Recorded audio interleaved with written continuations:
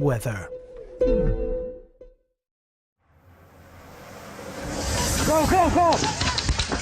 Tear gas and water cannon used against refugees and migrants in Calais as the French demolished the camp they call the Jungle.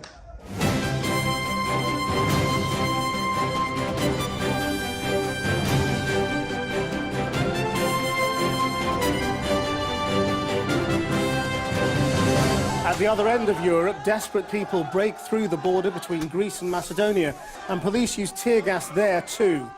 Good evening. From north to south, Europe witnessed the ghastly spectacle today of children and women stumbling through tear gas as lines of police tried to keep them out or move them on.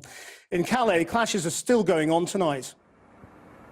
France makes good on its promise to demolish the jungle at all costs, but they're doing it not through persuasion, but through confrontation. Events in Calais or Macedonia may well influence the EU vote here.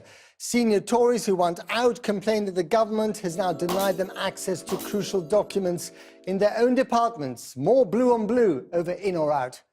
Immigration also impacts education. Tomorrow, secondary schools announce their places.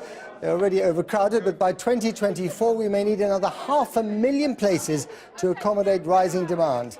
And the civil war in Yemen, where human rights groups say there has been a total disregard of humanitarian law, especially by Saudi forces.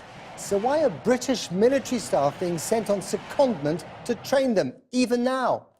And as the Oscars honour a movie about the uncovering of sexual abuse by Catholic priests, in real life, the Vatican treasurer, Cardinal Pell, admits mistakes in how the Church dealt with the crimes. I swear by Almighty God. Tonight, how abuse survivors travelled from Australia to Rome to bear witness, thanks to an incongruous charity record by Tim Minchin. Come home, Cardinal Pell, come down from your citadel. It's just the right thing to do. The police arrived just after dawn, telling residents at the sprawling jungle refugee camp just outside Calais that they had just an hour to leave or face arrest. Officers fired tear gas to break up one group of migrants and activists who began throwing stones as the French authorities began clearing makeshift shelters and tents from the site. Clashes are still going on tonight, and our chief correspondent, Alex Thompson, is there.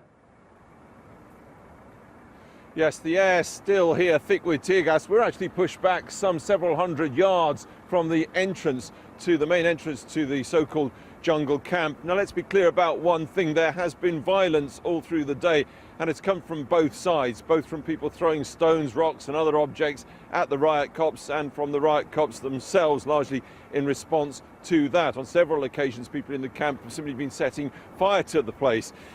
But the French can't have it both ways. Either the French state has simply lied to the world when they said that they would do this by a gentle persuasion over many weeks, or perhaps tactically, for reasons we don't know, something changed over the weekend. But from almost first light today, it was clear inside the jungle that the days of gentle persuasion for some 3,500 people to somehow go elsewhere were long gone. All day long it has continued. Squads of riot police pushing ever deeper into the jungle camp. Water cannon brought in and used over and over again. The police pelted with stones and other debris by people in the camp over and over again. This is a gradual process which has been happening all day. The police pushing people in the camp further back and constantly using their water cannon and, the tear gas as well to make sure they get areas clear that they can then bring the bulldozers into. Go, go, go! All of this operation exactly not what the French government assured the world would happen. Mark those words last week, no bulldozers. It was never the French government's plan to carry out a brutal evacuation of the southern zone of the Calais camp by using bulldozers. This is not how we operate. The unresolved question as these images now reverberate around the world, where will the several thousand displaced by force go to live? Effective or not, this is not something ultimately France nor those in the camp wanted, nor those people from outside of it who've been working there for months.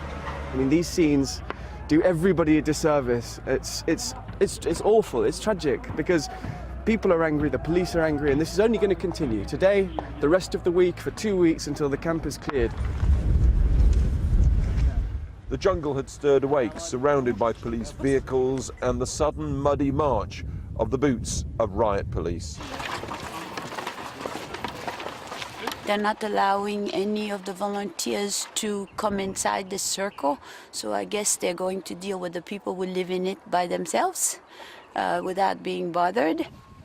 Demolition teams and the authorities made their way through this filthy, stinking, muddy slum. With a wake-up knock, it was good morning and get out. You can leave this place in 1 hour.